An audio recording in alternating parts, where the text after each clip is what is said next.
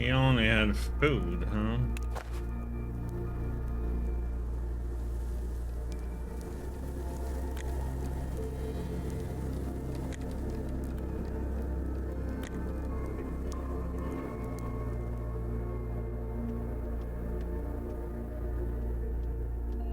Yep. So down south, and get our free healing here in Otternoy.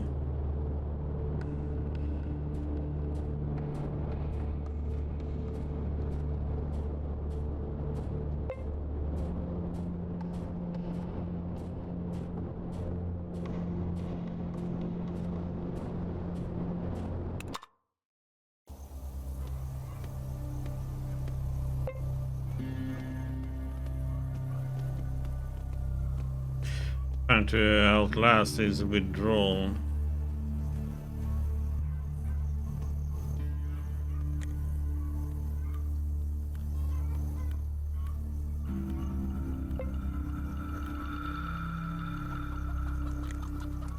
There we go, and heal us up.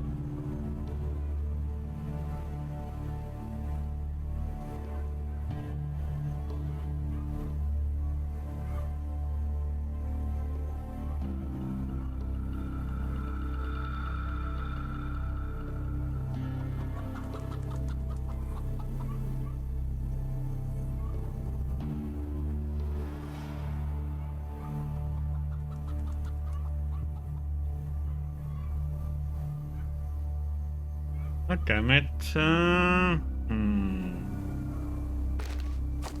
Doesn't really have anything that I want. That's a problem. Get rid of that one, that one, that one.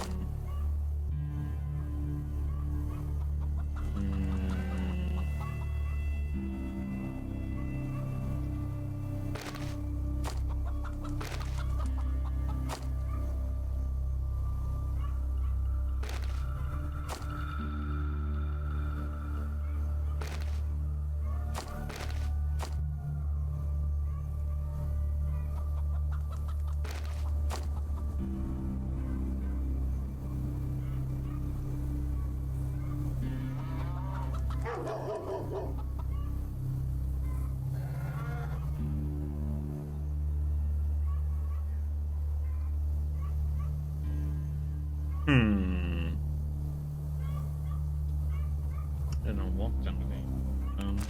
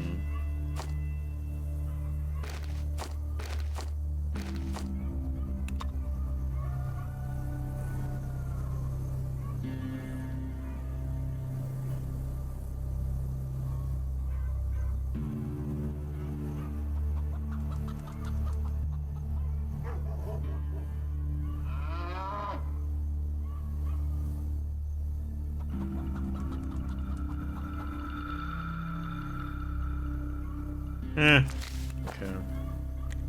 Get rid of the crap.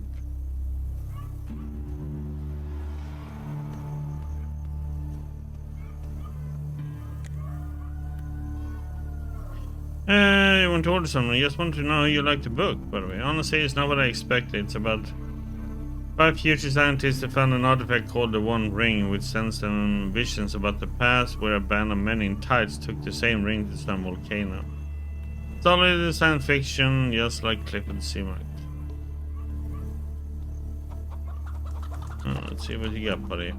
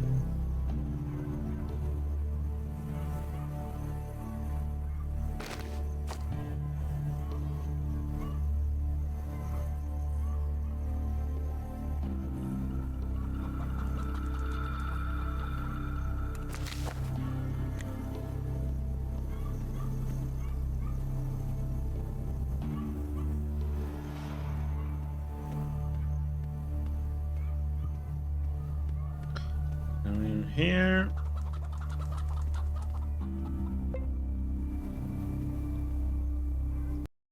I'm trying to get to Paragon.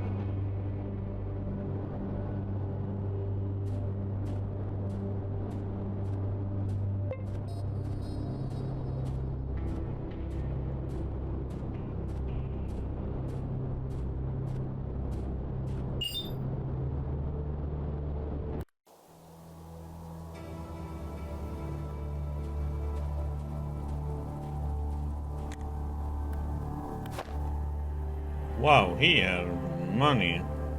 Okay.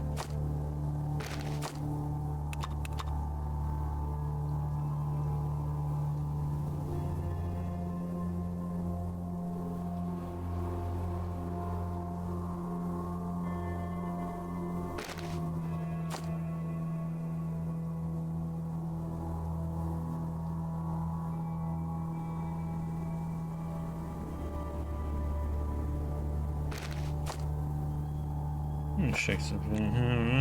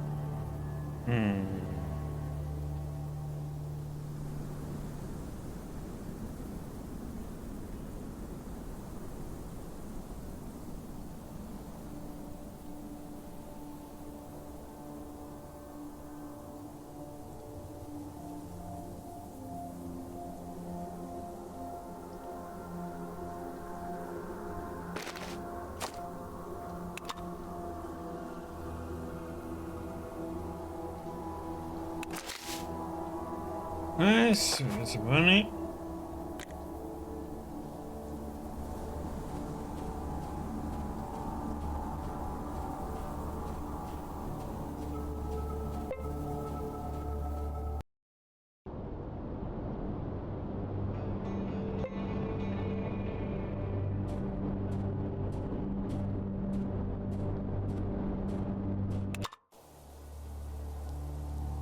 Camp.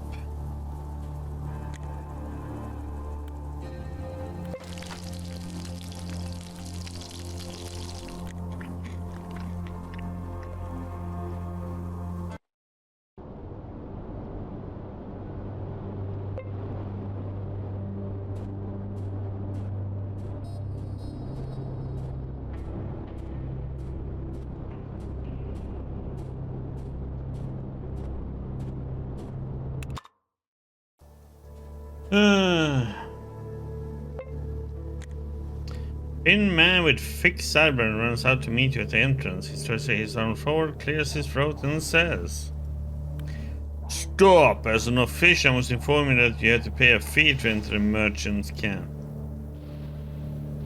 What do you mean a fee? You can walk wherever you want, but you have to pay to enter the tent city or the ship, because we don't want any rabble to loaf around here.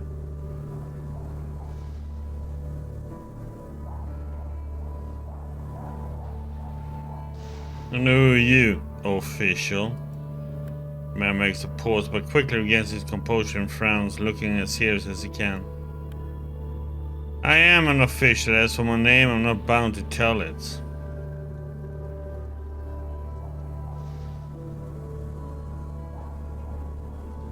Can I at least have a walk around Paragon without entering the camp?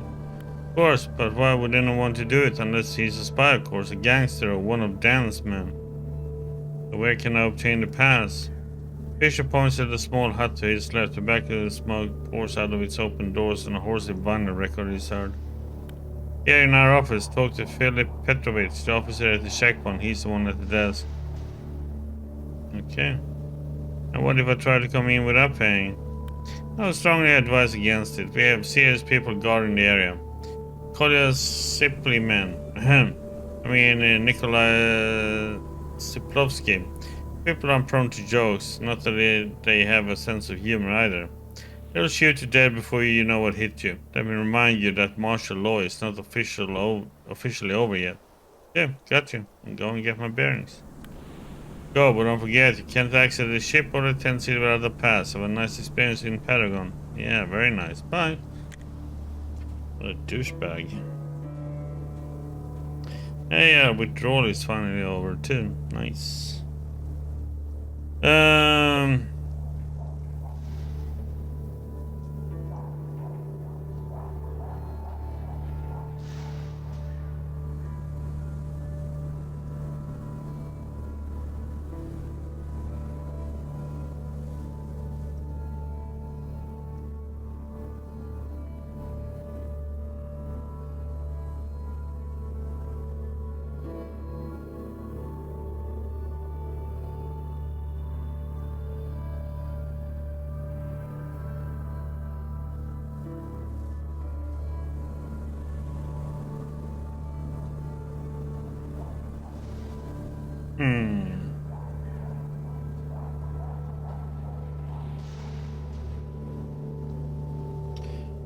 So, let's see here.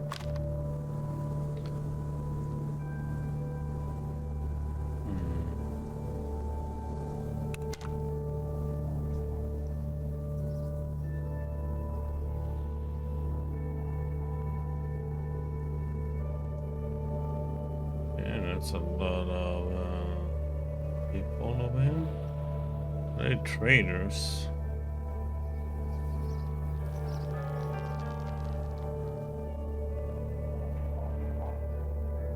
What do we have over here? Containers.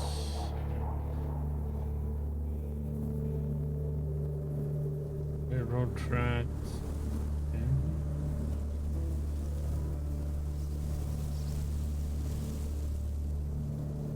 Okay, so here is the limitation where you can go.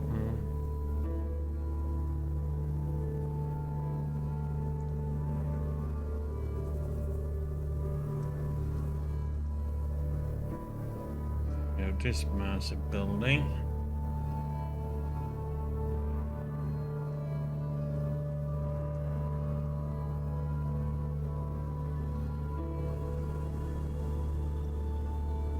Okay.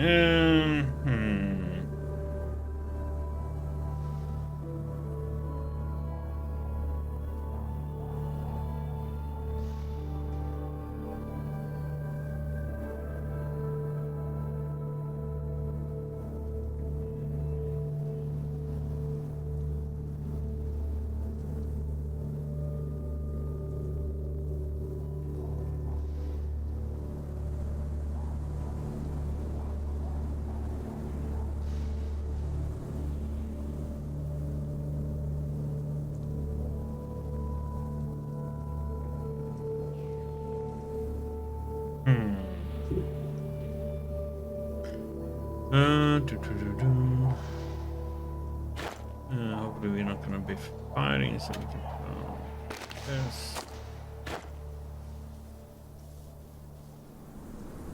Let's see here now what we have.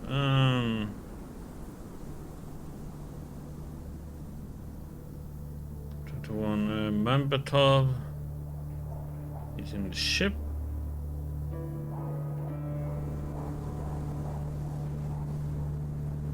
Ah, crap, I forgot this one.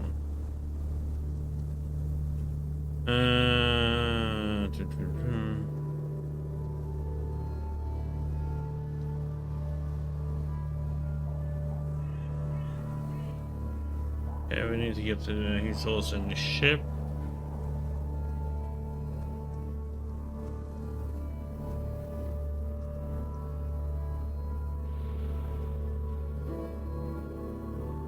He's also in the ship.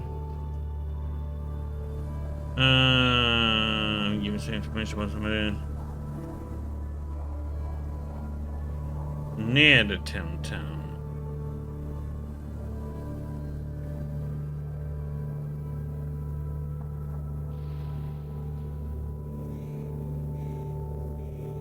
Okay, then we have some bandits around here.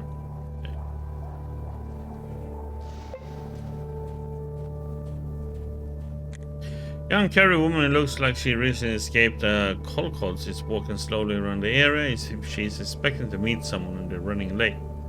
She smiles for a moment when she sees you, but then her expression grows grim. Apparently you're not the one she's waiting for. And they lost, comrade. Are you waiting for someone? Yeah, I am. His name is Erest, and he's the love of my life, the fucking asshole.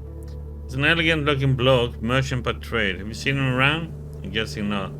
He's out there with a caravan someplace, but one day he will return, I just know it, and when he does...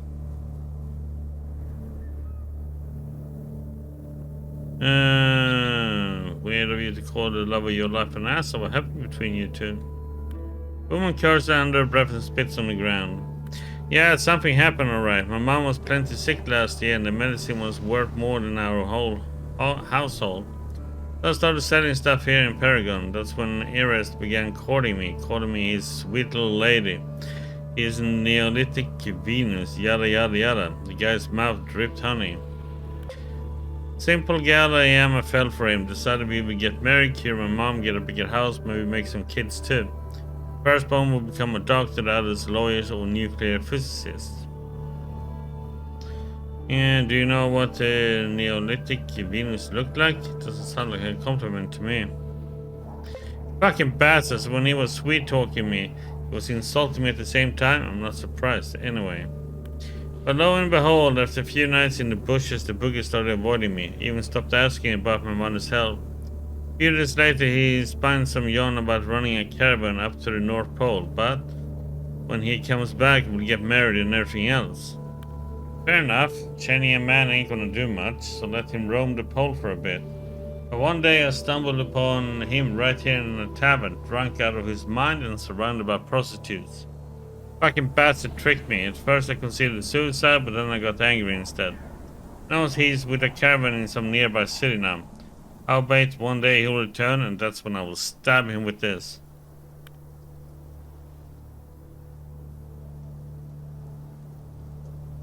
Speechcraft. Assault him and you ruin your whole life. You need to forget this silly idea and move on. The woman sighs. You don't think I would be justified turning him into a pincushion? Ah, you're right. Nobody would understand. Guards are men too, goddammit. I guess I'll head home. Thanks for the chat, mate. Good luck on the road. Oh. Got some experience from that. And turned not to become a murderer.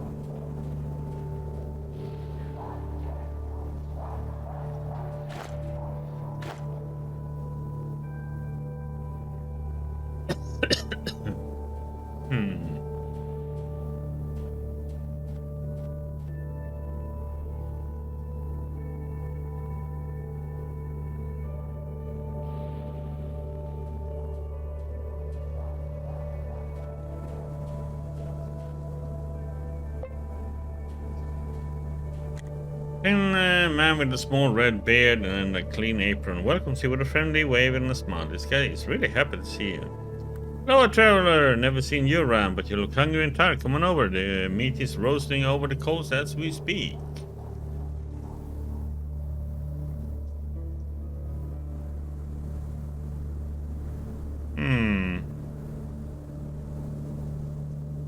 Sounds tasty.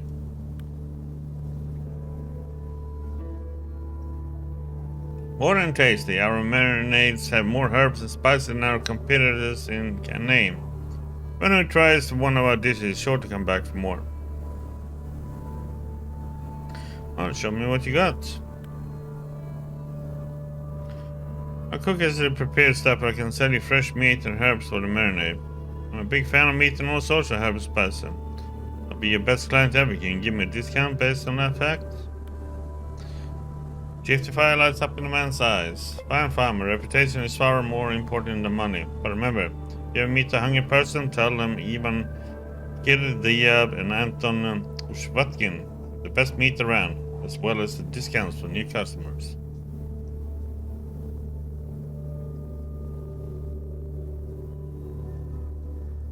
Okay, amazing. Now let me have a look at your stock.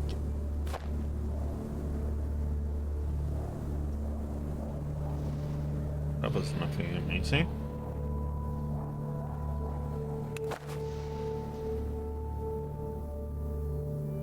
We change the subject, and we can talk some more.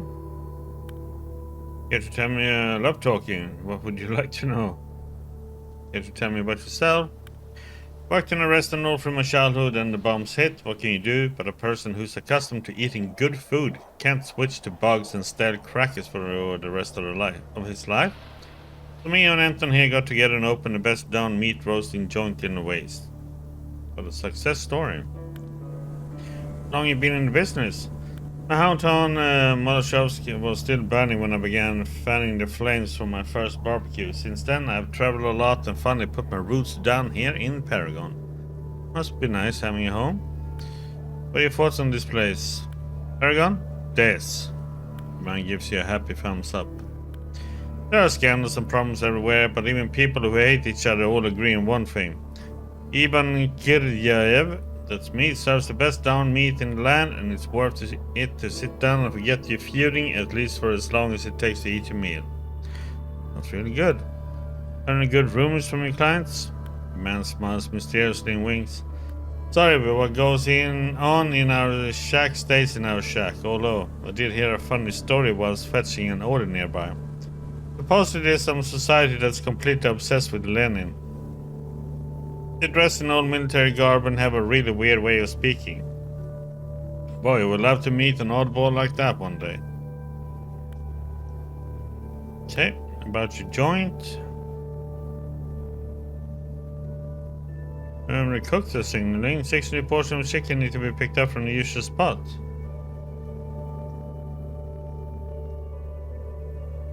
Confounding your expectation, the man's money face changes not at all. He strikes and calls to his partner.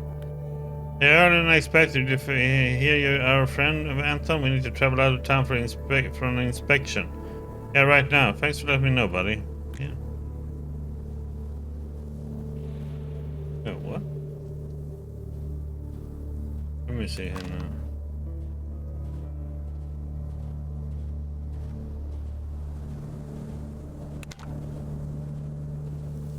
Okay, one left.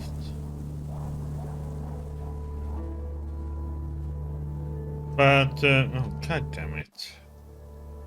I don't see why I would have them leave. Tasty. What you got? Speechcraft. Stock. Which was crap.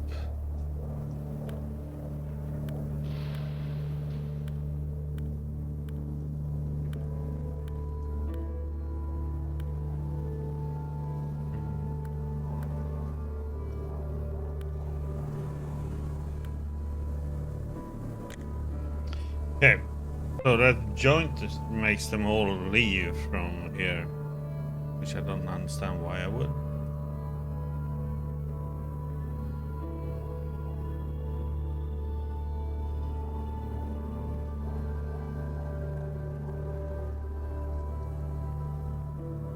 Yes, a second.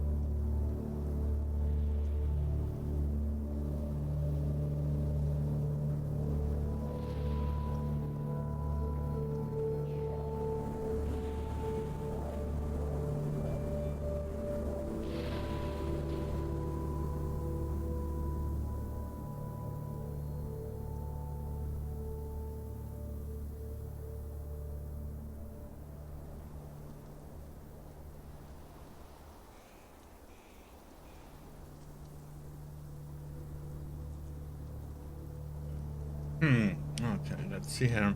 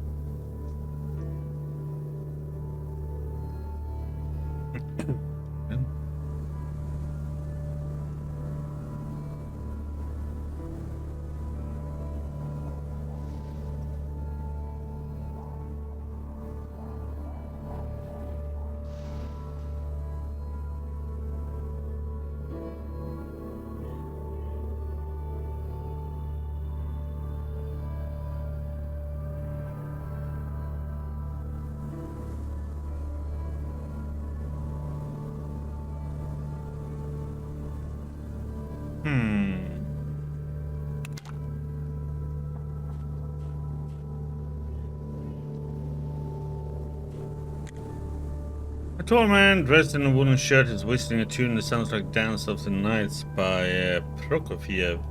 And so turns to you from the grill with a wide grin. You can't shake the feeling there is something unsettling about this guy. Now, bye, come on over. We make you use this roasted meat in ways.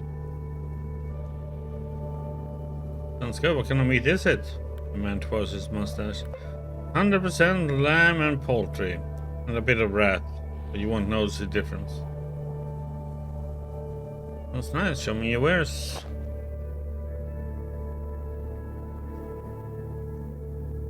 Need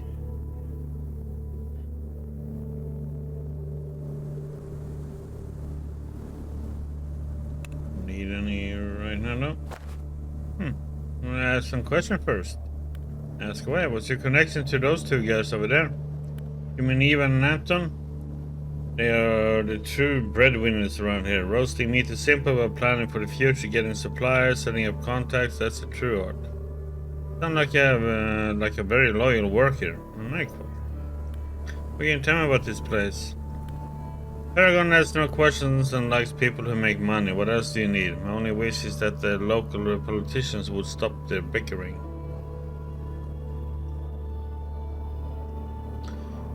Okay, really? What do you learn to cook in this day and age?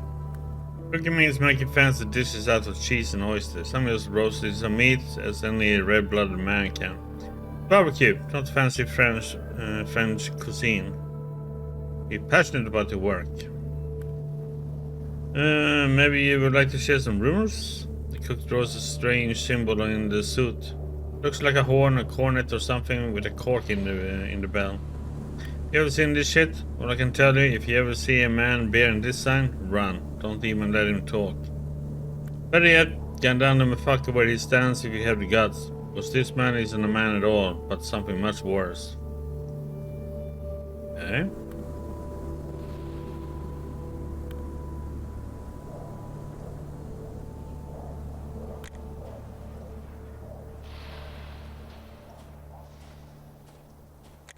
Short, thin fellow slow turns his empty stare, looking away again, he drones.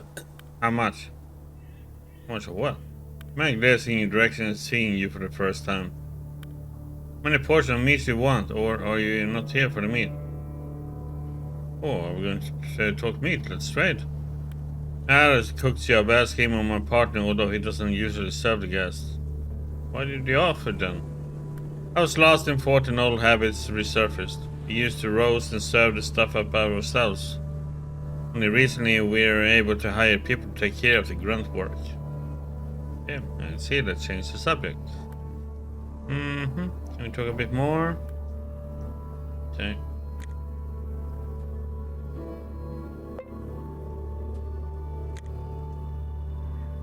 Push down the started wooden door that enters to the meat roasting shack cellar. You scratch the back of your head and look around. Listen. You don't hear anything beneath the started door. Knock. Open the door. Hold on, Pat, there's no staff on it.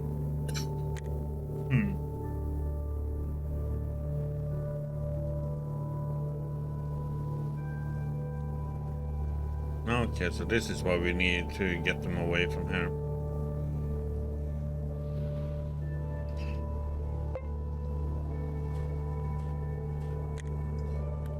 But you joined. Cooked the 60 portion of chicken.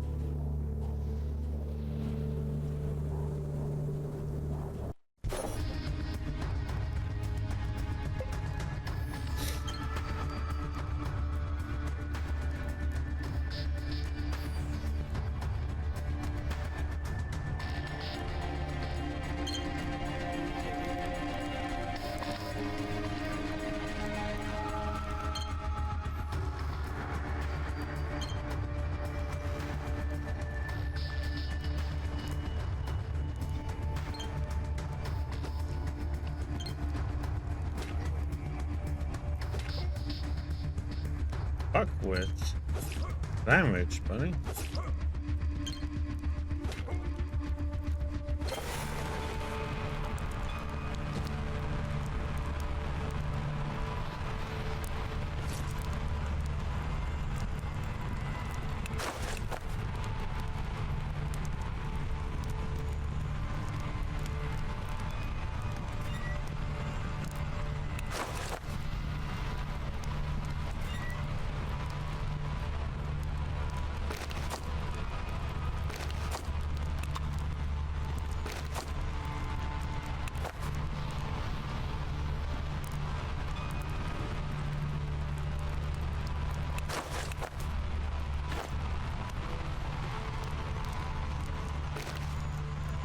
Don't forget, should waste the rest of the meat. I have this nice suspicion someone wants to sell us scorewares. That meat should go on the spit as always.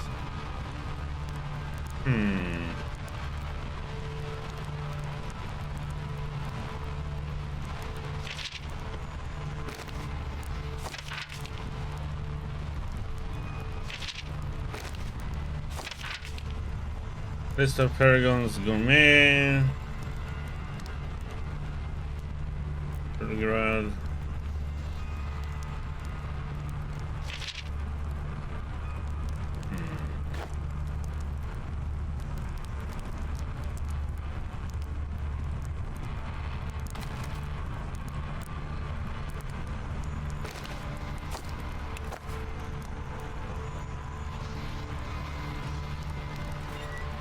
Take it with us.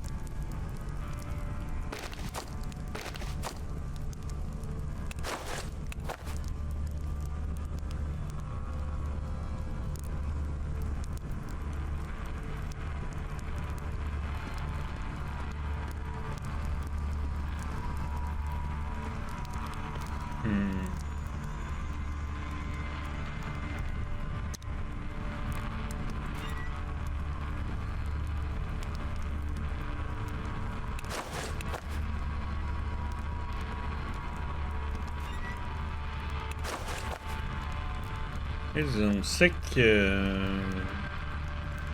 bastards.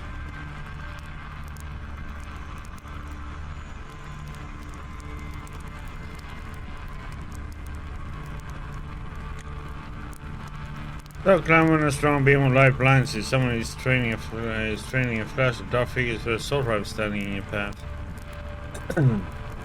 Carefully, a small troop of caterers emerged from the shadows. None of the heroes surrounded by tough-looking mercs. Anton and Ivan, the owners of the meat roasting shack, step forward. They level their handguns to his chest. Ivan speaks first. I was thinking it was an ideal cover-up. Not just using a cafe for a front, but actually making the best damn roasted meat around. Also, no one would doubt that's all we're doing with your sad life. What clued you in?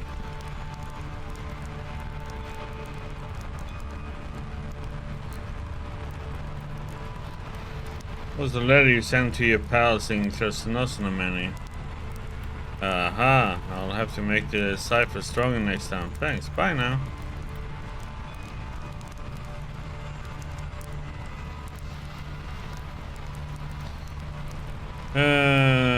Speechcraft lie, I don't recommend you do that. Contingent of atom troops is coming this way as you speak. As their agent, if I'm harmed, you can expect no mercy. The barrels of the guns begin to droop as the cutthroats exchange nervous glances, and it looks like they're going to back off. Ivan turns to them and stomps his foot on the ground. You idiots, he's obviously lying! Too late. Band's already scrambling up the ladder, leaving you behind with the two owners of the meat shack. They no longer look too sure of themselves. Fucking cowards, son, we'll do the job on our own. Crap.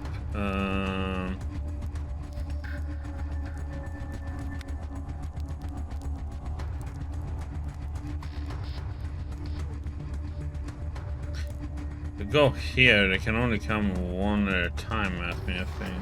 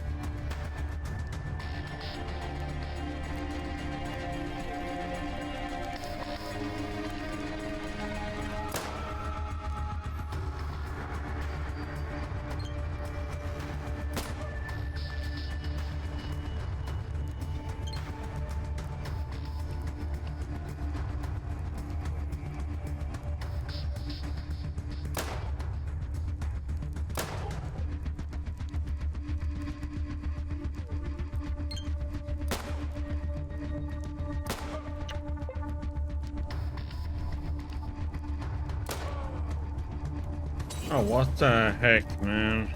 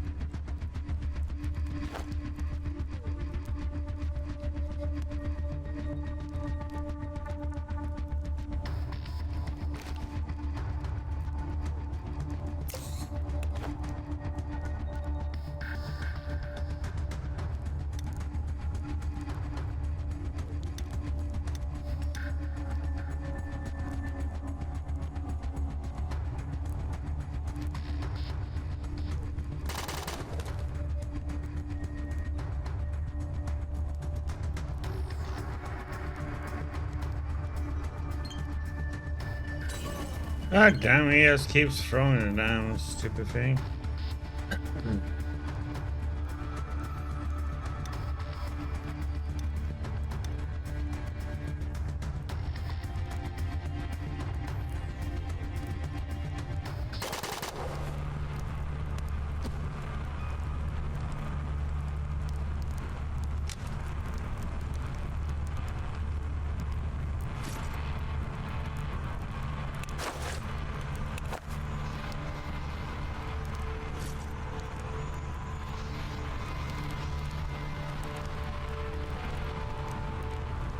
Uh, 7 to 13.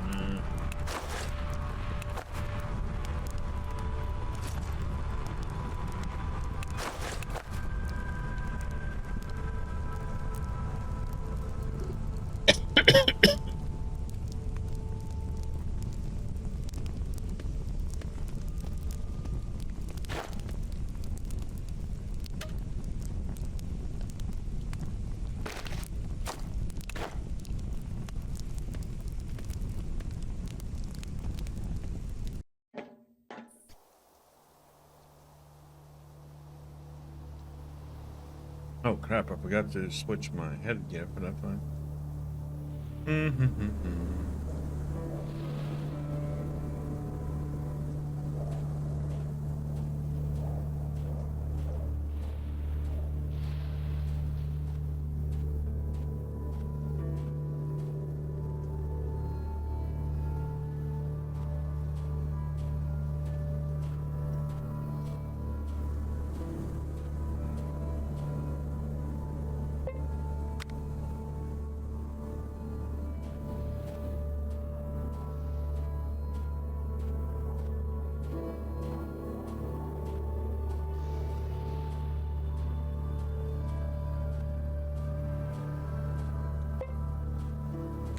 Boyish round was serious looking man armed to the teeth stands a stocky fellow with a headscarf around his face when he notices who comes over. Hey brother, I have a cig on you? Sorry, but I don't have anything to smoke. A shame, but what can you do? Anyway, you want something? What are you and your pals doing around here? We're waiting for the boss to tell us we're good to go. I'm the driver and these fellows are the caravan guard. With the skull with crossed sabers under it, that's a sign of Paragon. Means we're not some independent truckers, but an official caravan. I see. And why are you wearing a mask? Are you a bandit of some kind? As if we born yesterday, this mask keeps the dust away from my face. If you're on the road for weeks, it can get pretty hard without it. I see.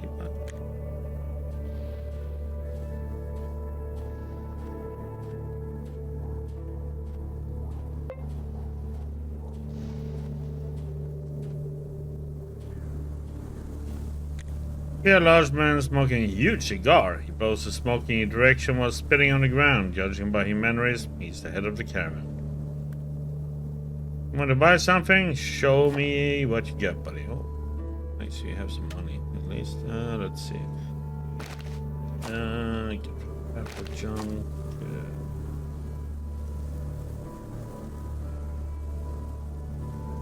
Pick up the Molotovs.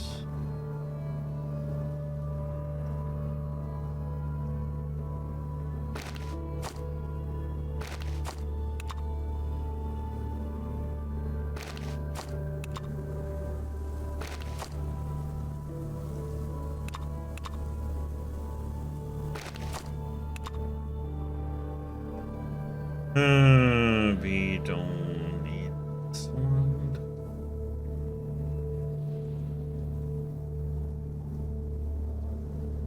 Has burst, which is nice, but we already have one. Oh, but this is 30 millimeters though. That means we could get rid of.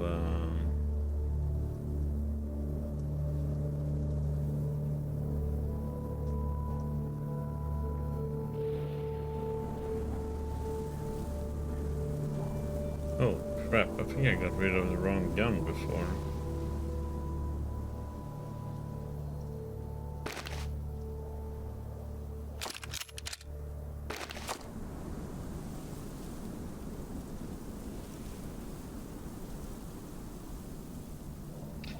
I did. Or...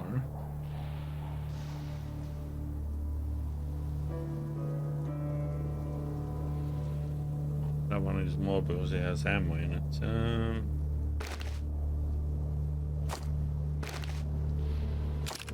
So for now...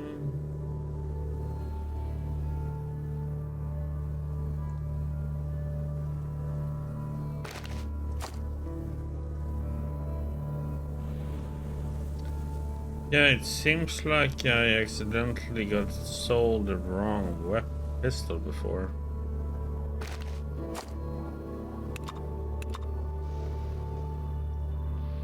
Duh.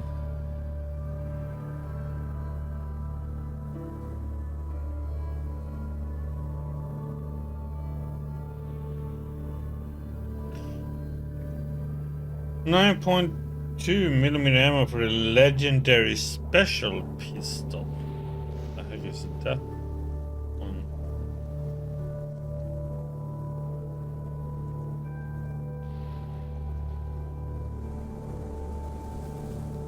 This is something I don't understand. Perks. How accuracy penalty 20% in close range. A shotgun should have like increased 20% accuracy in close range, not penalty.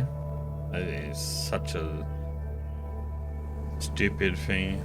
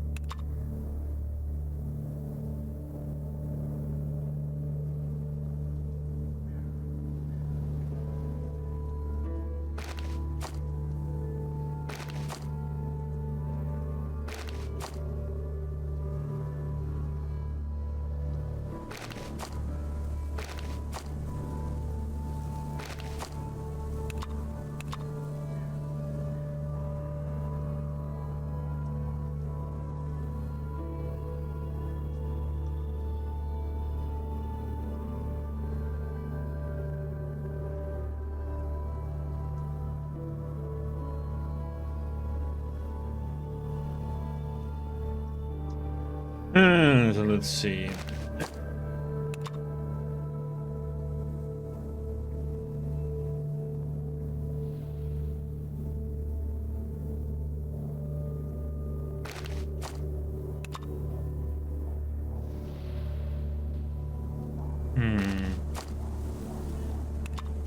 Guess we can take that.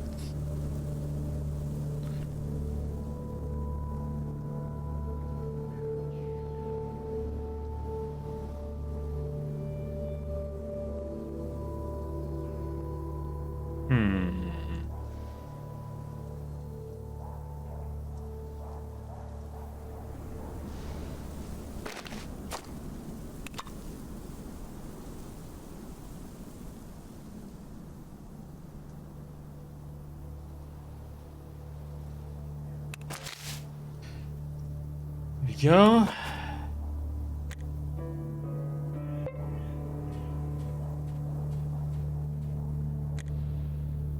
If you want to buy something, you better do it soon. We're running late.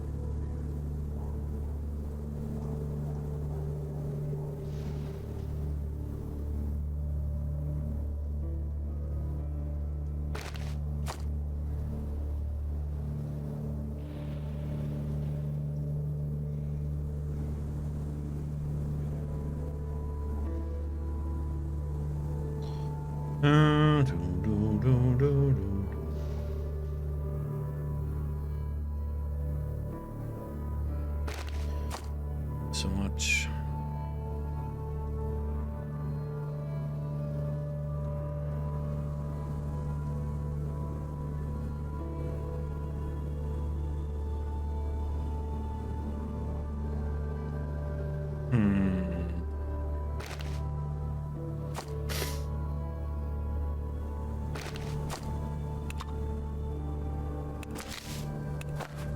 Okay, I'm gonna ask and see where he's going.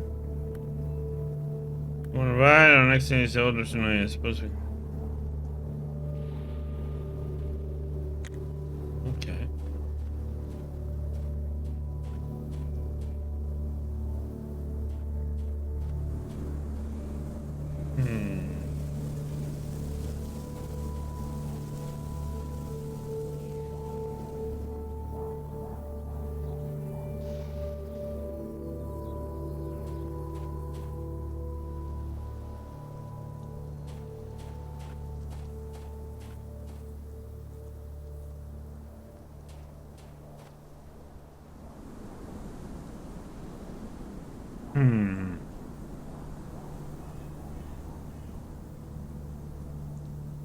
By a car, huh? Then before he's a large middle-aged man dressed in a shabby black suit. He's shouting out slogans and carefully watching the passers-by. Seeing that he grabbed your attention, he clears his throat and begins his speech. Hello, the good sir. Welcome to Cordia Mob and Partners Car Dealership. We are a young but fast-growing company specializing in distributing of a rare and therefore very valuable commodity. Pre-war automobiles. I'm not boasting when I say that we are great at what we do. We're ready to make custom deliveries of any vehicle from our warehouse as quickly as possible in accordance with your exact specifications. Moreover, for a small surcharge, we can even choose the color. Interested? Wait a second, my friend. Tell me about yourself first. So that chap would like to know. Tell me about yourself. What did you do before this carmongering? My name is Arkady Leonidovich Kuryomov. For the Apocalypse, there used to be a TV host. Maybe you have heard of the game show Wheel of Luck. That didn't air for long because of the war. Let's just say people had other concerns once the bomb started falling. Understood. What do you do after that? My colleagues and I wandered irradiated stones before finally being picked up by the search party from Trudograd. That's a whole other story. Don't feel like getting into that. How did your company Kuryomov and Partners start? After we discovered the warehouse, we decided to move to Paragon and start our own business. First, we ran a goods delivery service. However, it quickly became apparent that our profits couldn't match our expenses. And on top of that, robberies were becoming more and more frequent. Because, you know, a car is a valuable prize for a bandit. Agreed. What happened next? The car salesman shrugs. Hiring additional security was too expensive. Working together with the caravans under their predatory conditions wasn't an option. Then we got the idea to go into car sales. Eventually we will run out of cars, of course, but hopefully by that time we will have earned enough to live a good life. Hope you make it. So where to get the cars from? They are a rare commodity in the waste. From all around, you'll be surprised to find out how many cars are left out there in the wasteland. Company secret, I assume. Who are these partners mentioned in the company name?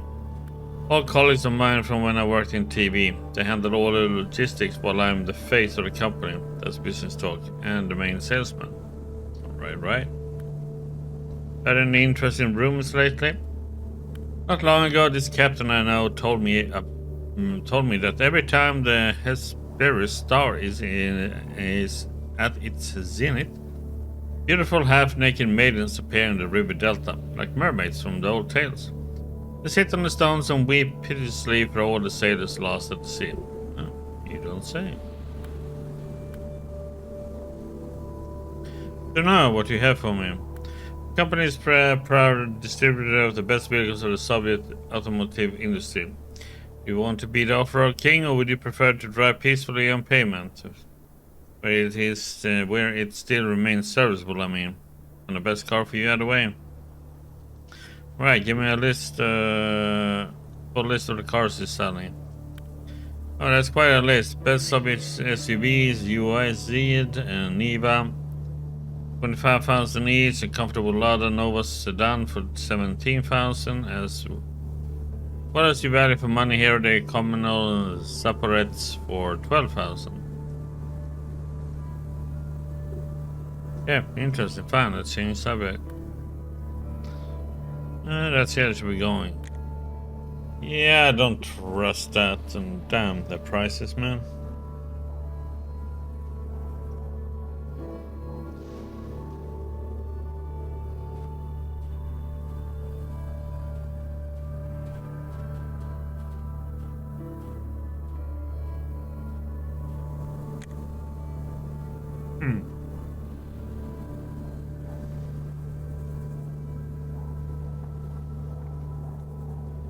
Sees looking fellow dressed in knee pants and a leather jacket stomps his foot and casts around. First at the temp town, then at the administrative building. Being approached, he crosses his arms. You want something? Am I in the wrong spot? No, just thought I would make your acquaintance, don't worry. The man relaxes and nods. Most people around here aren't that friendly. We can chat while I wait for my teacher to arrive.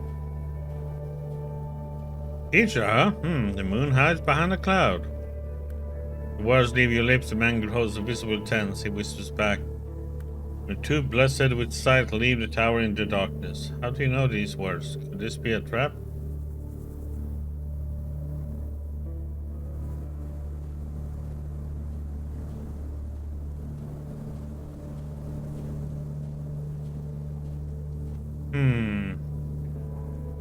Don't fret, the former head of the Death gang looks worse than Death himself. I came here in his stead. His face wrinkles in a worried frown. The teacher told me about his illness during the brief minutes we were able to talk via ham radio. Seems he hasn't recovered yet. You're saying he sent you? Seems like it. Tell me where to look for your former buddies. Man sniffs and nods. Gang entered this region from 3 sides, and know this from the listening in on their radio transmissions. He gestures for you to show him your map. Ego Death contacted his kin from these corners, a bit north from Paragon. Lena Death was last heard east of Paragon. Demon Death is hiding near some old bunker. The locals call it Bunker 317. You used to be a member of this gang yourself. You must have a few scouts in your closet as well. Yes, I do, and they will haunt me until I die, but all people are capable of evil. The human soul is dark. In darkness, monsters lurk. Gotcha, now I have a few questions about these bandits. Which one? Don't forget, there are 3 of them in this area right now. Tell me about Ego Death. The man shrugs and you notice the beads of sweat forming on his forehead. Remember one time the lot of us hid outside a fortified merchant keep. Ego strolled up to the 2-meter high wall on his own. I don't know what he said to the guards. But when he was done, they opened the main gate for him. Then we all had to do was rush them. I'm interested in Demon Death. Demon's father was a drinker and a fiend. Before Demon became one of us, he used to beat him as well as send him out to surrounding villages to beg for money. When Big D turned 16 after 2 years in the gang, he suggested we pay a visit to his former home. We looked on as he set the shack on fire and gutted this old man with a red-hot pig sticker. That wasn't Lena Death's story. One lie, everyone in the gang wanted her, both the guys and some of the girls. One time 2 gang members started fighting over her right out in the open. Then I threw them a rusty spoon and told them to fight to the death. Victor was to present her with the loser's eyes, scooped out with a spoon. We still swooned over her, even after that. Okay. We go. The people in my village are probably worried about me taking so long. Really hope Lucky's on our side. Okay. Now we have learned where all these freaks are at then.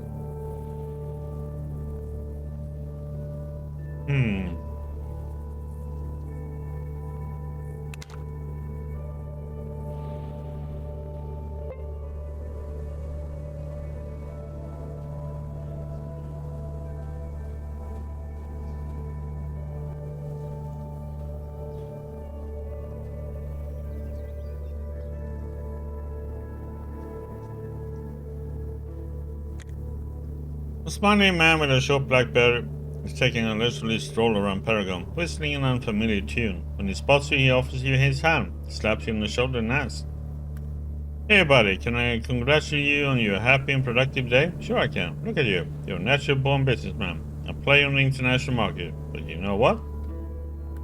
The man unceremoniously grabs you by the shoulders and pushes his face up close to yours until your noses are all but touching. Even those who are on top sometimes need some good advice. Go ahead if that's important to you. The man gives you a quick once-over and thinks about something for a moment and finally smiles.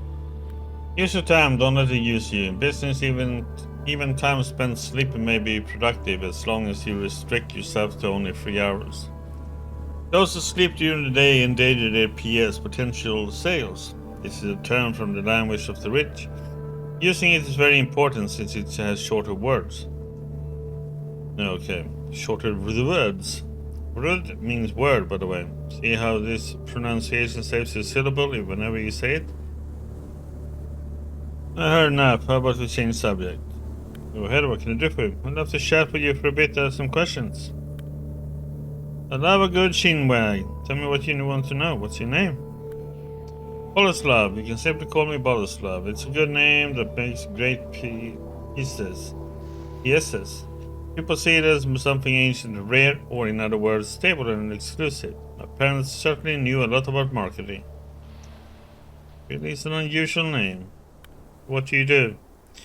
I'm a Sakn. This word comes to us from the language of the rich. It means success trainer. Get it? First time I heard anything like it. Okay, tell me about Paragon. I refuse to discuss the higher-ups and their constant squabbles. That sort of thing isn't interesting to a man of business. What's interesting is the Paragon is a place to trade wares, ideas, and to network. Boy, if I had 1 ruble for every business contact I made here, I would have a hot food and a bed every day of the year. Good for you. Doing good rumors. Recent data suggests that fewer and fewer people are watching the Krasnodar TV, as they're losing faith in the mutant were-told phenomenon. Bad news is, there's not much profit to be had from TV commercials right now. Good news, Krasnodar TV never allowed commercials anyway. Ratings are down, huh? Okay.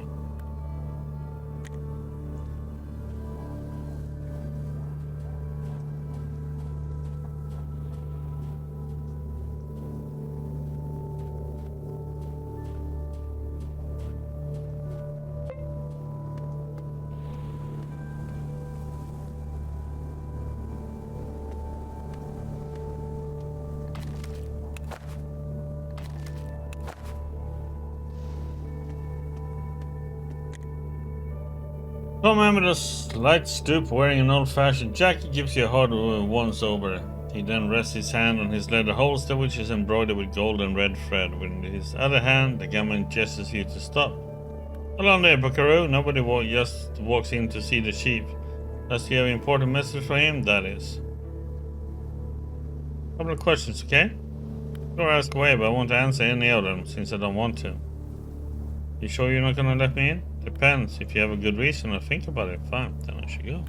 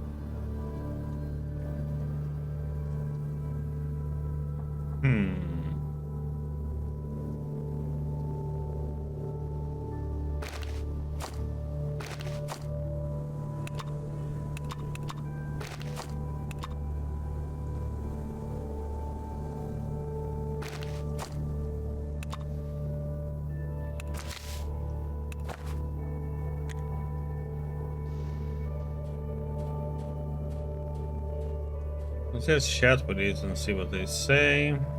Then we'll see about going by the thing we need.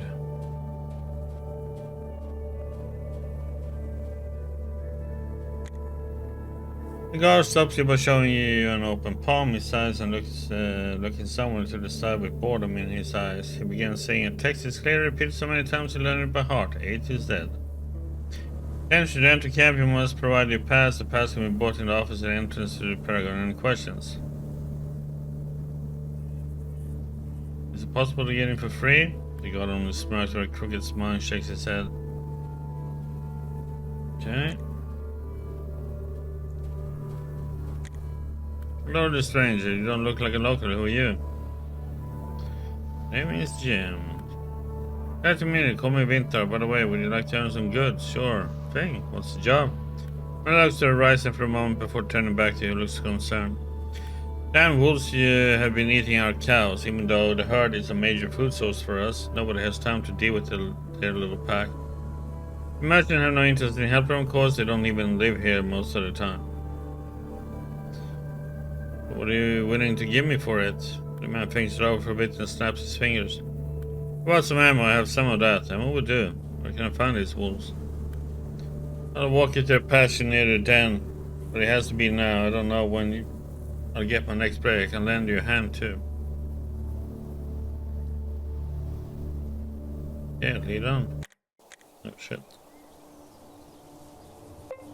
In on a dusty country road leads a small grove between various fields. After about an hour, you reach your destination. The mustache guard tells you to stop and ducks down, raising a finger to his lips. He points to a small wolf pack, feasting upon the assorted meats of a runaway cow. Wait, damn it! There they are. Let's take them down quickly and head home. But remember, I've got my eye on you. If you take off before the job is done, you will be branded a coward and won't have anything more to do with you. Don't need to worry about that. I have to show these beasts who's at the top of the food chain.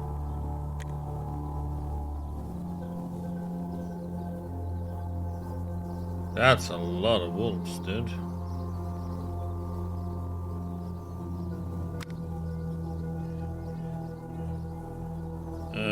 Let's see.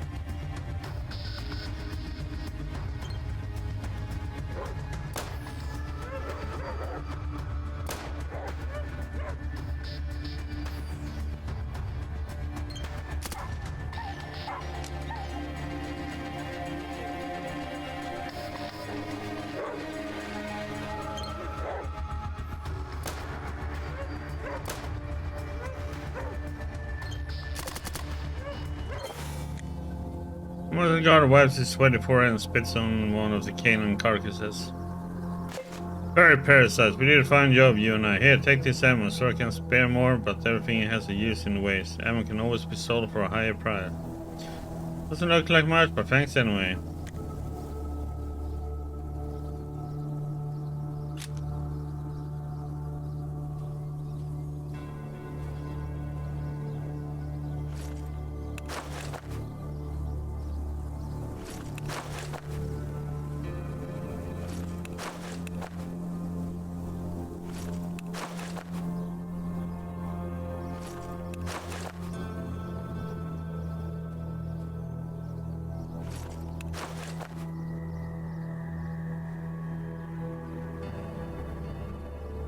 Hey.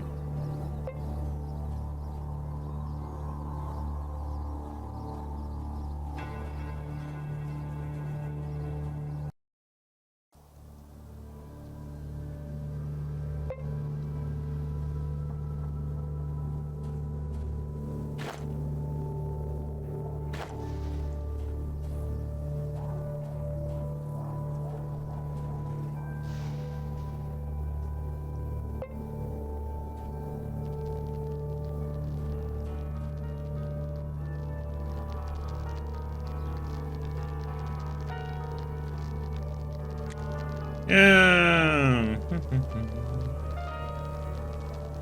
I have a couple of questions for you as an official. I have no time to answer any question, but I'm going to talk to some guards and merchants. We're busy working. Okay.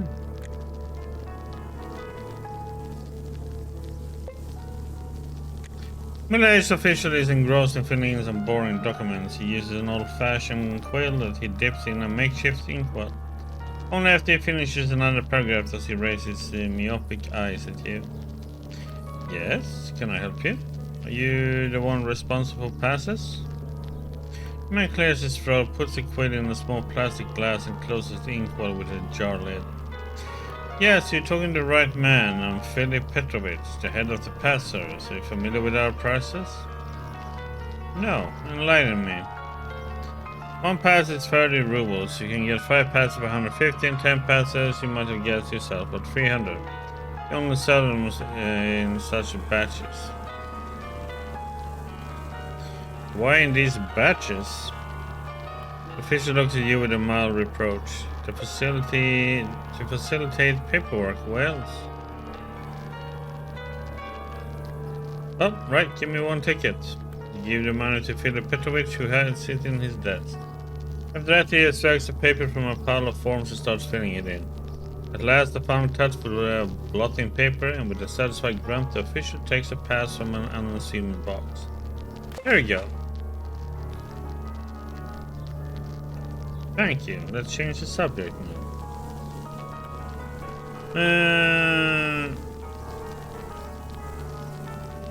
I would like to ask you a couple of questions about different things. Very basic. If he has a business, then he is sure. If you're guided by curiosity, I'm afraid all the time. Okay, well then leave.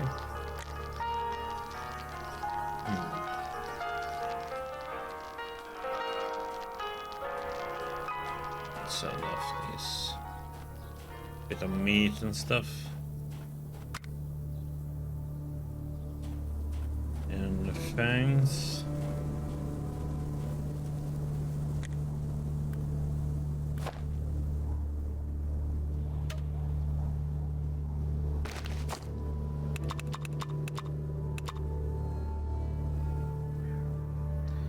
Fangsies.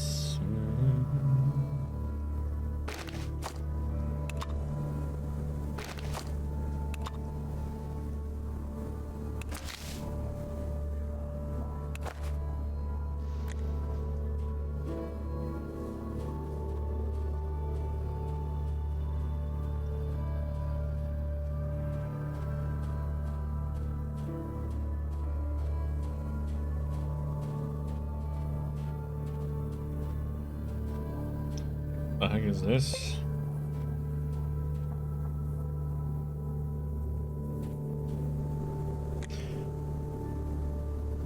Okay, young girl wearing tight leather from head to toe, painted with beetroot-based mascara and kohl, seems to be waiting for someone impatiently. When some humble dweller of Paragon comes into her line of sight, she quickly flips him off or shows him her tongue. You mean you get flipped up before the girl spits on the ground and starts talking to him? Hey, I'm moralist monkey. You here to punish me for antisocial behavior? Come on, you can even spank me. The girl looks around and gets out a tiny knife held on the keychain. If I won't like ya, your pretty face is gonna get all cut up. Quiet down. Let's just talk, okay? I don't know. A moralist puppet such as you might not be ready to talk with the likes of me. Try if you dare. Why are you calling me a moralist? The girl furrows her brow and laughs. What else would I call you? Moralists are people with grandpa morals. You believe in kindness and love, even though these are just brain chemical reactions. Hello, stupid. Nobody respects your ways anymore. As well as the stupid USSR anthem and all that old folk stuff. Oh, I see. Let me risk asking you something else. Why are you acting so provocatively? The girl laughs hysterically. Oh, provocatively. Oh, you poor baby. You think you have it rough? Try growing up without a father. Okay, let me ask. Girl's eyes set ablaze. By the way, you cannot look like my dad. Maybe I should cut you up just for fun. That won't be necessary, but yeah, answer some questions. Tell me about your life philosophy. It's only philosophy to you. To me, it's just the way I roll. Got it? Anyways, I think the coolest thing ever is like to be ultra badass. And strong and not caring about stuff. I'm against morals too. It's old man's crap. As is religion. People don't even believe in God. It's all lip service. Listen quietly. I can kill a man, easy peasy. Maybe I already killed one, huh? Think on it.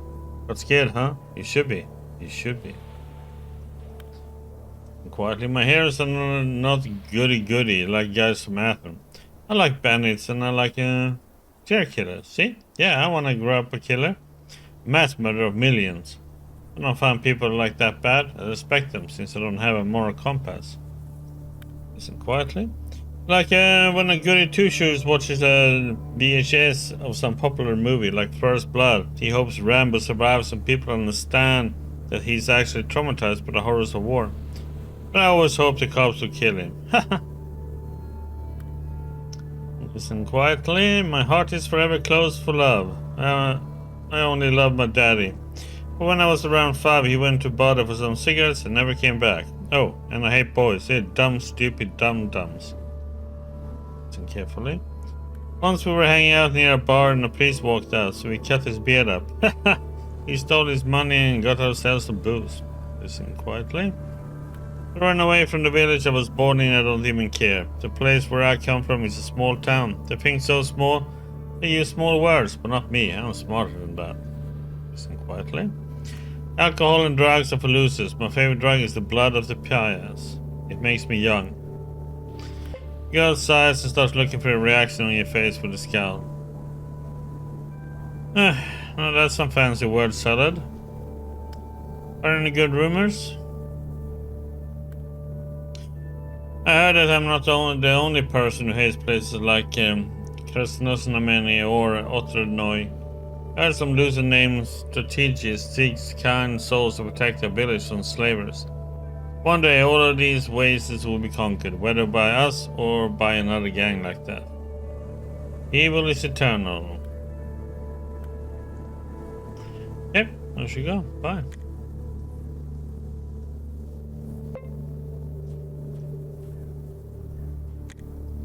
Here's the ticket, now let me through. You have to take it to the guard here for examines it and nods.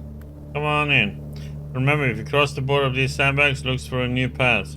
There's no use telling me that, oh, when I made one step, I don't care. I have only one job here, to receive the tickets. And I do it 100% well. Okay, somebody has a broom up his ass. Alright, I better go. Got way too much power here as it is, huh? Don't forget to pay the tab for your activities. If it weren't for us, you would have been slain by bandits long ago. You would have fled to Krasnosnameni to lick their new master's boots. Please, let us try discussing this like civilized people. I don't think that's gonna work. They don't understand civilized talk.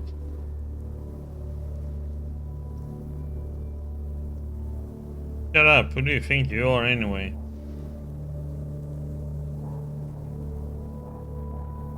And there we go, these criminals have already started an argument. Behavior is childish, and if you're not careful, it will lead to bloodshed. I never know what to expect from them.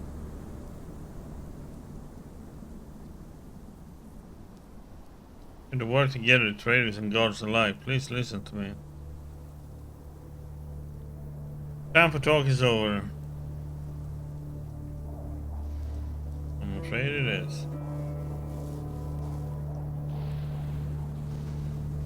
Oh, this will end in catastrophe. Mark my words.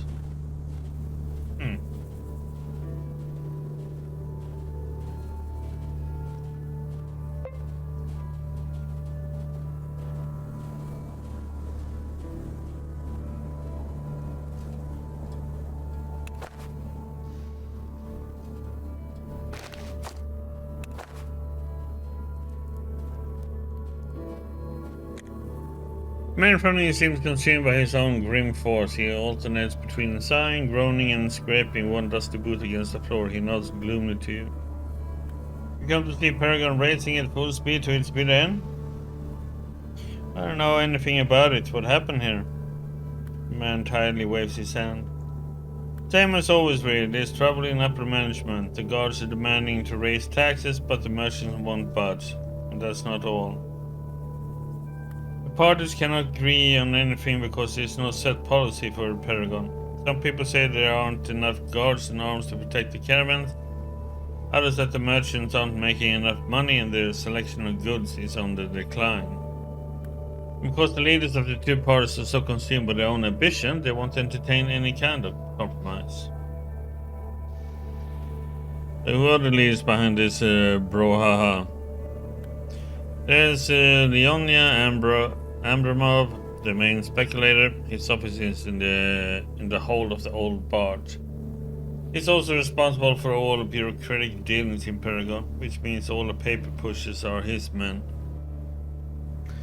The second one is Cyprian, Nikolai Siplovsky. He's our generalissimo even. He's head of the guard. His den is located in the former Port Authority, a perfect example of a river pirate turned military man. Or at least that's what he tried to do.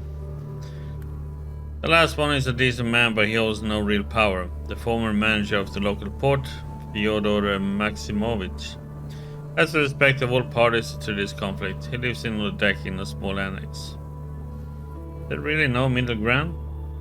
That's a good question. If Paragon had someone to take care of all the administrative issues and serve as judge in this dispute. I think that Fyodor Maximovich, who used to be in charge here before the war, would be a great candidate for that role.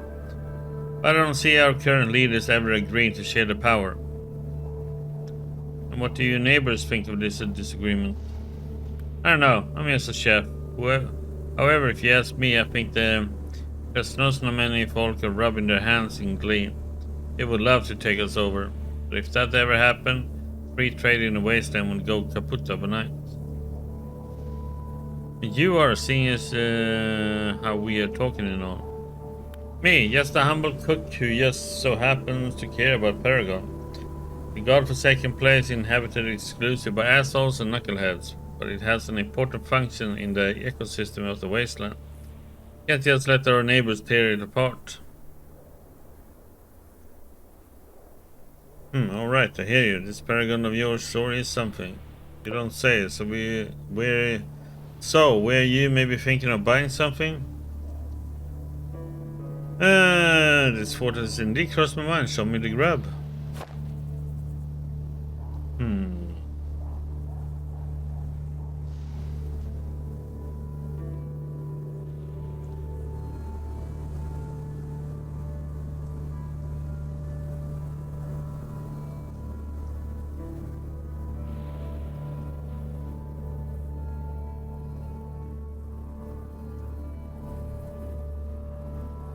We are kinda...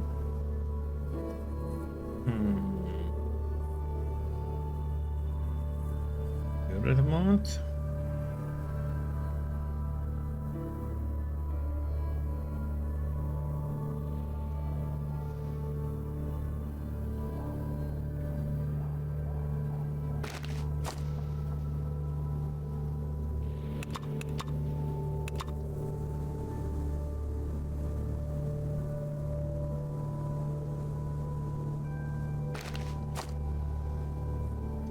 Several on.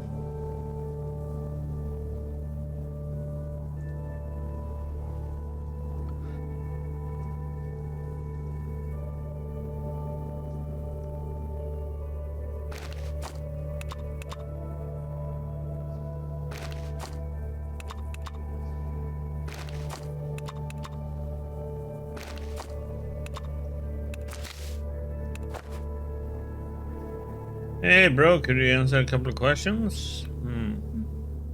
Yeah, ask away. Tell me about the political landscape here in the Wasteland. That depends on which wasteland we're talking about. Here, for instance, all power belongs to the three groups. The people of Paragon, obviously, the Sosnomeni, and Dan's crew, the bastards. What we'd like to know. Tell me about Paragon, seeing as we already here. Paragon is inhabited by merchants and guards who were originally river pirates in this region.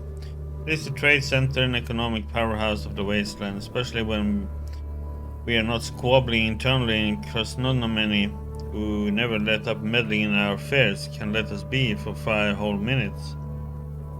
Okay, tell me more about Krasnodnomeni.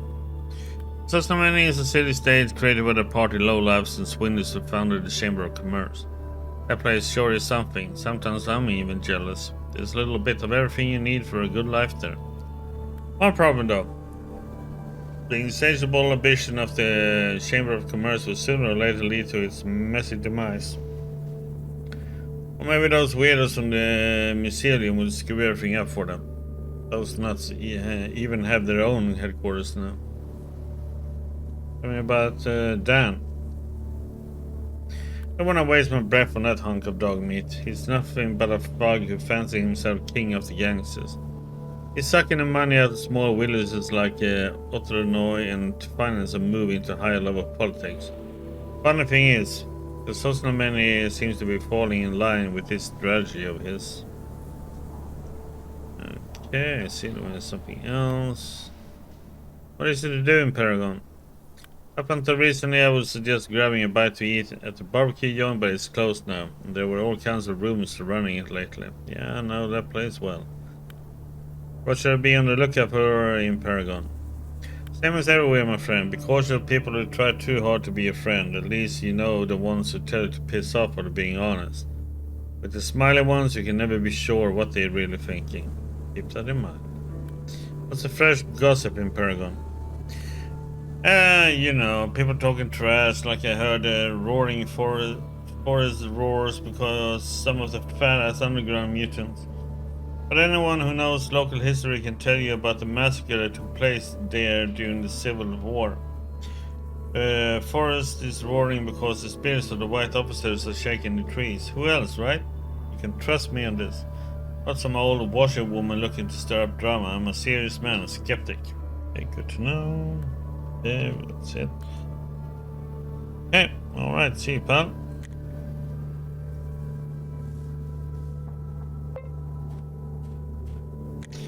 Here a man with unusual piercings, rings through his lower lip, smiles as he approaches. Right away, you notices how he moves, with a sleek and relaxed amble of a panther. People like this are veterans of dangerous dungeons and ancient ruins strewn with deadly traps. This person is clearly a seasoned stalker. Greetings, I'm Stalker Richard. Hey, is it okay if I ask some questions? No problem, I'm on a break right now. How do you like this place? Fine, I consider the place offers food and shelter a mecca of civilization, and if you've been to some of the other places I worked in, you would agree. I see. Another question. How long is your break going to last?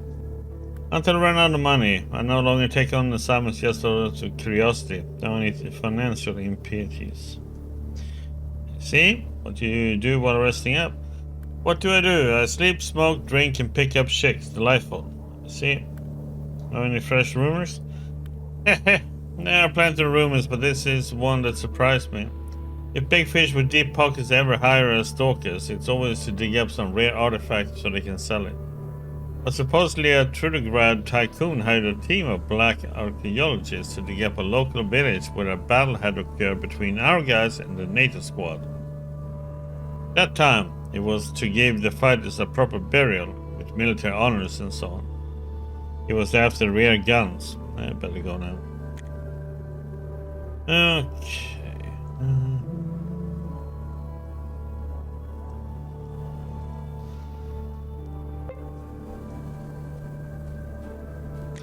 Ronnie approached the steel-eyed fellow, immediately placed his hands on the grips of the twin-nagant revolvers at his belt. However, after carefully looking you up and down, he crossed his arms and invites you closer with a nod. What do you want? You seem overly cautious. Are you expecting a disaster or something? The man frowns as his left hand drifts seemingly of its own accord back to the carved handle of his revolver. Let me put it this way, men usually try to escape their fate. I'm running after it.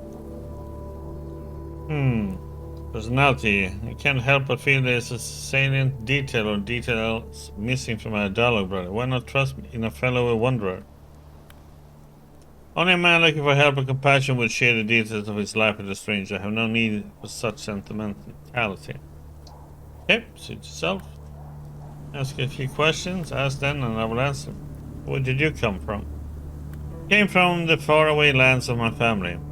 So now even the most experienced stalker would find nothing there but remnants of a bygone glory. Then I guess you didn't leave for nothing. What are you doing here? At first I needed to stop and nurse wounds I suffered during my journey, now I'm just resting. My intuition will let me know when it's time to resume my travels. Wish I had an intuition like that. What can you tell me about this city? Even after spending many months here, I cannot call this place my own. Is there anywhere a place that I could? That's a question I often ask myself. Got any good rumors to share? When I crawled into Paragon, I was severely wounded. Luckily for me, a wandering doctor helped me until I had recovered enough to care for myself. If the local authorities had found me, they likely would have just left me there to die. Let's see. Okay. That's for you. The weather-looking man rubs his hands on his cloak pants and opens it in welcome as you come closer. Hey! Glad to meet you. Shake his hand. The man shakes your hand for a whole minute before releasing it and saying, I'm Carrion, the Carabineer's handyman. Never seen you in Paragon before. What do you say we have ourselves a chat? Or we can exchange experience if you want. Sure, let's talk. What about? How did you come by such a weird name? It's because a caravan found me almost dead on the Trudegrad highway. They rolled up to loot me, is my guess. When I started gasping for air and waving my hands around like a lunatic. I don't remember how I got here, there, or anything else about my former life, not even my name. So I got this nickname instead. Jeez, what a story. How far have you gone with the caravans? I've been to lots of places. Soviet and Novgorod, free towns and countless city-states, Solnzegrad, Murmansk, Trudegrad, Kirov, the list goes on. Now that's a geography lesson. Can you tell me about this place? Paragon and this part of the West is, in general, is as plain as yesterday's bread with no butter. Nothing too scary, nothing too amazing, the people are average too, though in most places the common folks are much poorer. Keep that in mind. Okay. What are you saying about exchanging experiences? Seriously, I almost never drink and I don't really spend time with the ladies, so when a caravan stops somewhere, instead of drinking myself to oblivion in the nearest pub, I try to learn something new from the locals. So what do you want to learn from me? Nothing, I already learned a neat trick from your part. Old man fishing near Otrene village showed me the correct method of dismembering mutant insects. You should talk to him if you ever get the chance. I can show you some interesting stuff as well. For example, I can teach you how to camouflage tenants out on the steppe, or how they clean guns in Kaliningrad, how the Polish fight with the Polish knives, or how the Novgorodians haggle. Okay, tell me about the gun maintenance. Great choice, buddy. Man discuss how they train new police guards in the new Kaliningrad Republic. After the story, you feel like you definitely learned something. What a story, thanks for sharing. Well, better go. Gain 5 points there. Not too shabby.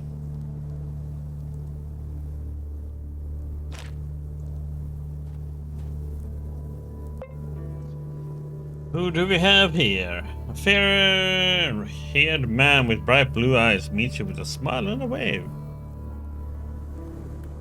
Our things, traveler. Want to buy something off Lucky Gunnar? It depends on where. Show me.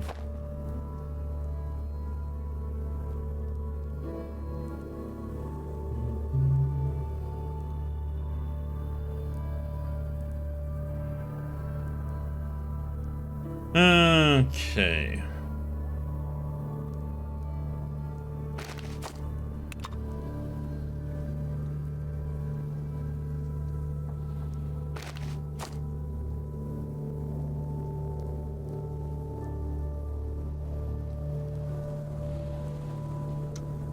not? Let's learn them. For the heck of it.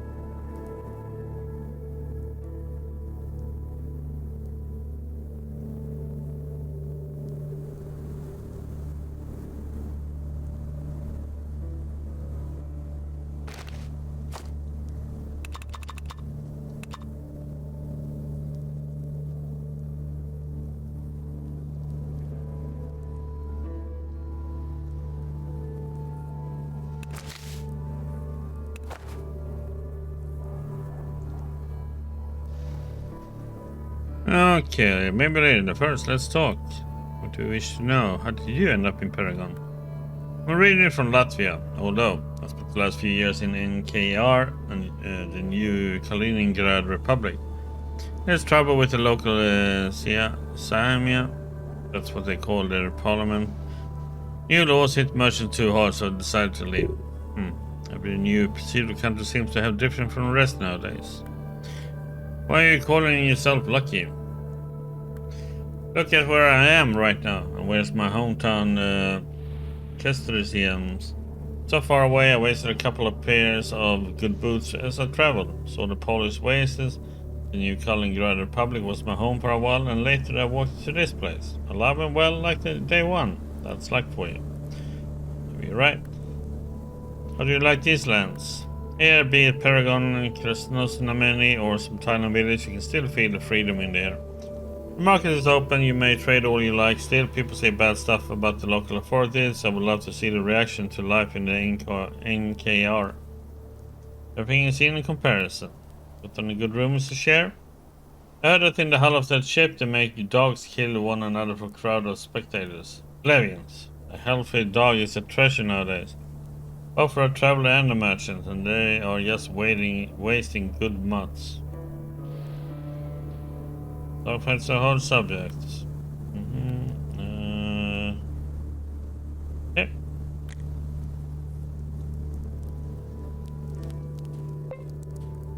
Richard. Oh, we already talked to him.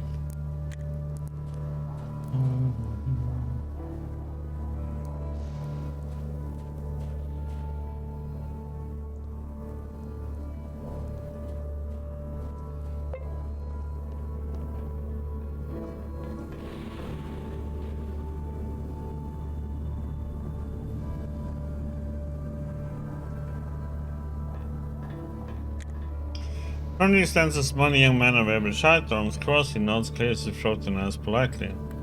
What brings you to Paragon? We are trapped in a never-ending political crisis, but I grant you this place is interesting in its own way. I can see you're keen on local politics. You can say that again. Politicians don't affect our lives as much as a flood or mutant raid, but you need to keep a close eye on them anyway. Don't, you might share the fate of Philotov the Buccaneer. And who's that?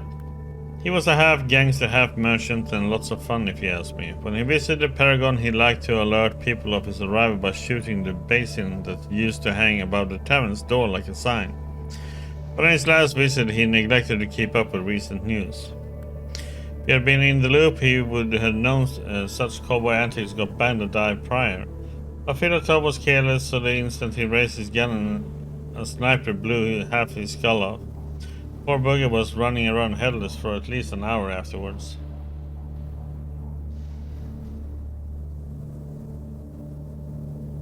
Well, the man was an idiot, but the sniper overreacted. As usual, both parties are to blame. You're right, of course, but didn't you yourself say it's important to keep abreast of the law? My interest in local politics is not merely a whim. Oh no, it's not. Of course, you should know the laws. Can we change the subject? You answer a couple of questions for me? Go and answer what I can. What do you want to know? What's your name, mate? My name is Stepan Borisovich, if you want my full name. What about you, brother? Elementary Watson, my name is Chen. Nice to meet you. That's a beautiful name you have. Greek or Celtic, maybe? You don't have such a bad name yourself. What do you do for a living? I'm just an ordinary manager. There are some guys who take orders from me, and I myself take orders from a higher boss. I'm what you might call a middle manager. The golden mean of management. Cool. What's life in Paragon? If you love running like a hamster on a wheel, it's fantastic. Deadlines, crunch time, cargoes, goods, intrigues, merchants, and endless plotting. I love being in the thick of it. When you have a day off, that's when you realize just how boring this shit really is. You're one hell of a workaholic. Anyway, I have another question. Got any good rumors to share? Before, Yankees did drugs just to get high, but now they have a new fashion, traveling around astral planes. My mate's daughter, for example, learned that Victor Gadov, the magician from Trudogor, got torn to pieces by wild dogs and drank a toadstool potion to visit him in hell. Almost stay there too. This word is going to the dogs, alright, will you? Okay, that's it. Okay, so we have some vendors here. Let's see what they got.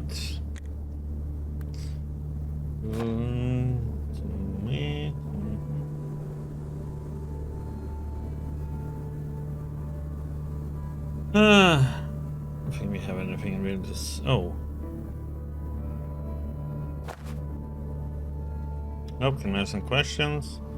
Or ask where? What can you tell me about yourself? Me and my family, all of us are from Uldishini. We started living around here not long ago after our home was hit by a year-long dry spell. Living here, well, it's manageable. I see. Because the trade. Traders who drive or walk through here always want to rest for a while to cook some food. That's where I come in with my wares. I always have fresh produce. What do the merchants talk about around here? There's this rumor that the people from Krasnosnameni pay banners to attack local caravans. Isn't that against the law or something? Probably. Had any interesting buyers? Interesting. Well, once I met this pre-war looking soldier guy. He said he was looking for some bunker with his pals, who sent him here to buy some food for the trip. Who was he with, I wonder? Who knows?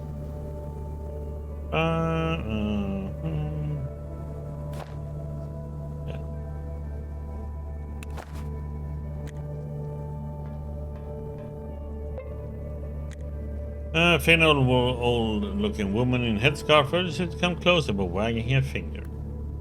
Don't walk away, look at my wares, the best produced in the West. Hold up, can I ask some questions? If I talk when you can buy. Fine. Okay.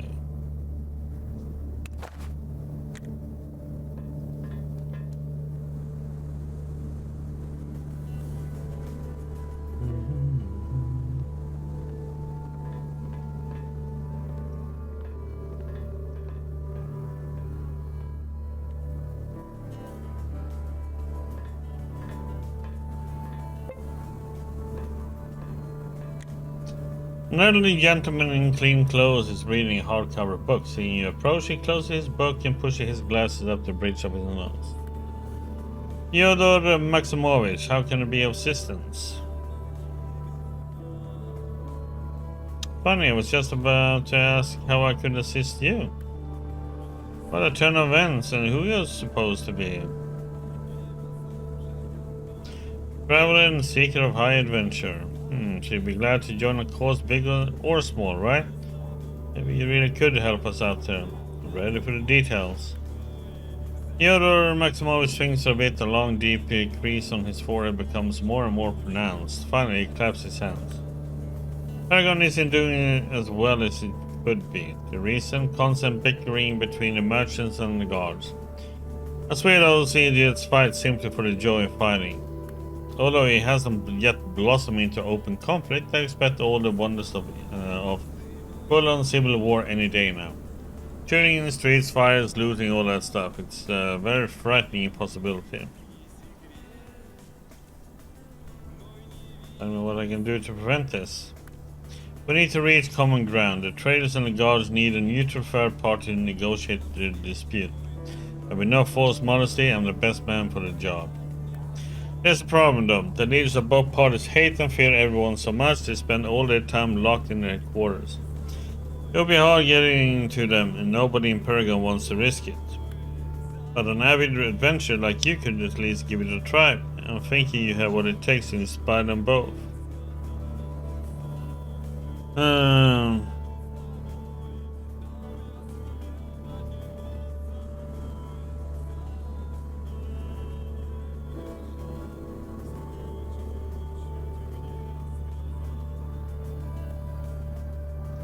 Do you think it's wise to send a shady adventurer to solve a critical social problem that could at any moment lead to violent conflict? I haven't heard of a place where people don't think that is wise. Why, only a few years back we sent 6 adventurers to dispose of an army of bandits plaguing the trade route. Worked as a charm back then. I'm not sure they will enjoy the surprise, but as proletarians, we have nothing to lose but our chains. I agree. Where can I find them? They're both right here in Paragon. Nikolai Siplovsky, the head guard, sits in my former office in the Inland Navigation Building. The head merchant, Leonia Abramovich, is in the hull of this very ship. They will resist at first, but do your best to persuade them. Got it. We talk about something else now? Can you answer some questions? Why not ask away? Do you remember Paragon before the war? Sure I do. It was a nice little port. Before the war, a second river connected us to a large lake, but it dried out shortly after. Too bad. River trade is much more efficient when moving goods over land. Interesting. Is it safe to take a dip in the big lake? Some places it's completely safe, but it's still pretty dirty. Merchants discard all sorts of trash in the water. Stalkers use it to wash the radioactive dust off the boots, and bandits even dispose of the victims in those waters. Oh, that sucks. What's the state of trade in the waste? Pretty healthy, actually. In my opinion, free trade is one of the reasons why civilization still exists to this day. Although with much hardship, short bandits and other misfortunes dog the traders, but you can't have light without shadow. Sure thing. Care to share any rumors with me? I don't know any rumors. I don't usually pay attention to that people. I see. Well, you're done talking to you.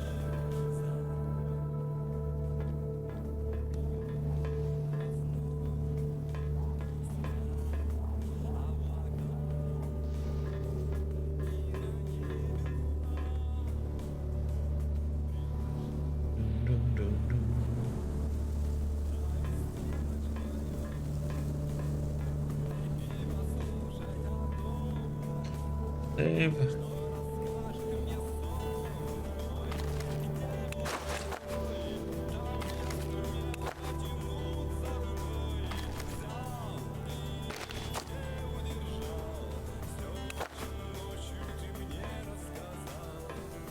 He might.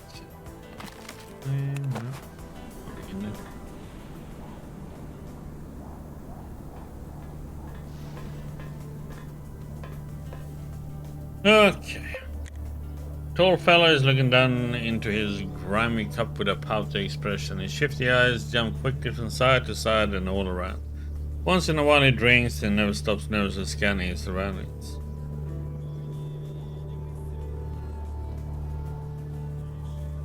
What are you drinking? Should I order the same? The man looks at you doubtfully, clenching his mug in one fist. Just booze. What do you want?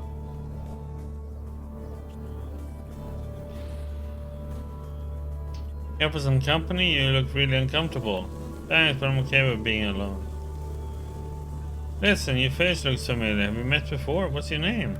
The man gives you a doubtful look before shaking his head. My name's Ostap, but I don't remember meeting you outside Paragon. Glad to meet you, but I seem to have mistaken you for someone else. Can I ask you some questions? Not in the mood for questions. Don't want to tell? Then don't. Bye. That's good. That's for us to read.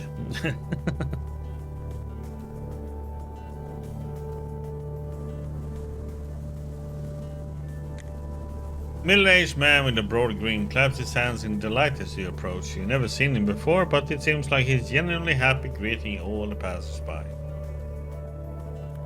Oh, hello there, old chum. If you're here to see my show, then I'm afraid I must apologize. The comedian Nikita Konev Who is me turned out to be a little too sharp-tongued for the local bourgeoisie. However, the profits from a cancelled show were reimbursed in free drinks, so my good mood hasn't been dampened at all. I didn't even do a private show for you. I'll tell you a joke, just ask. I promise you I'll make you laugh, or was there something else you wanted? Alright then, tell me a joke. Hold on to your pantaloons. A stalker walks into the bar called 100 Röntgens. And it's open and opens up his backpack. Hey guys, check out this piece of iron I found in a bomb crater. It's glowing. Bartender gets up with saying a word and takes a bucket of paint outside. The bar patron asks him, "Where are you going?" And he says, "I'm going to add 5 more zeros to my sign." Okay, let's change subject, buddy. Sure thing, old chum. You wanna chat? And I'm the right man for the task. Let's do it. Is it hard to being a professional comedian nowadays? Hey man, my man. In the heyday of my career, I had a show in the same building as the Krasosnamenny Chamber of Commerce. Whilst walking down a long and poorly lit corridor before the performance, I heard the shrieking of a pig coming from beneath a massive steel hatch, along with a senile voice reading Das Kapital. Here I'm going with this. Nowadays the comedy writes itself, no talent or hard work required. Life itself has turned into a joke. And I think that's the only thing about all this that isn't very funny.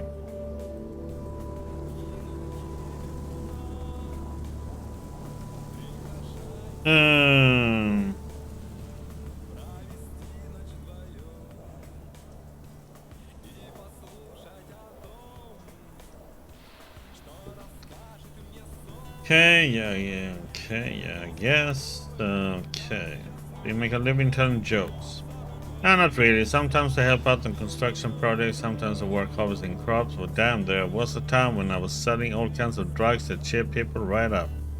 But that was a long time ago. Just an example of how far a man would go in order to survive. Jack of all trades, I see. So where did you perform? Did you go on tour anywhere? Oh, the places I've been, old chum. Trudograd, Shiraz, Cherkasy, Chitomir, the fabled town of Lutsk.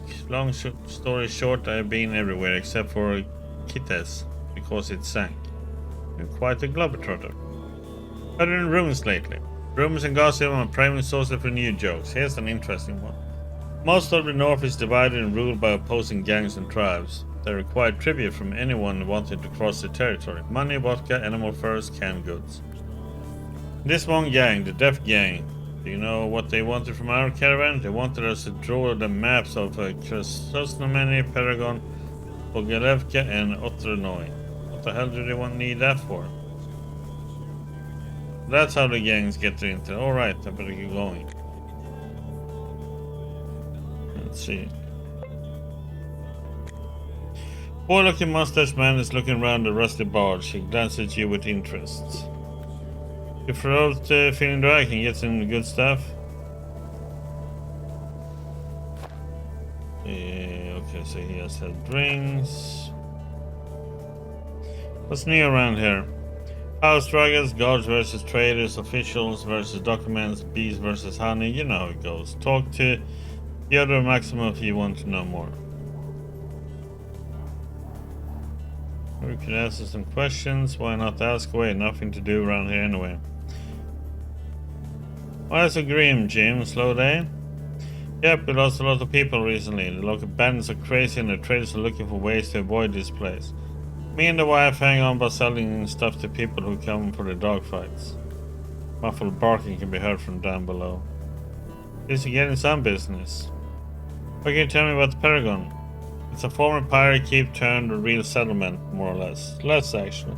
Still, I'm not going to whine about it. Life is kind of fun here, if you know how to live, that is. Sure. Any juicy gossip you'd like to share? Some so-called scientists once told me that the Hesperus star is an asteroid heading straight for Earth. Ha! Everyone knows the Hesperus star is actually a planet out of the Taurus system. Sure. What should I fear in Paragon? Crooks and con artists. A lot of folks here tend to hide their true intention, but when was the world ever free of such people? Never, I tell you. Yeah. Call Oren for me, comrade. Orm is away, but I'll tell him you asked for him when he gets back. That's it. Very well. Show me the menu. Okay.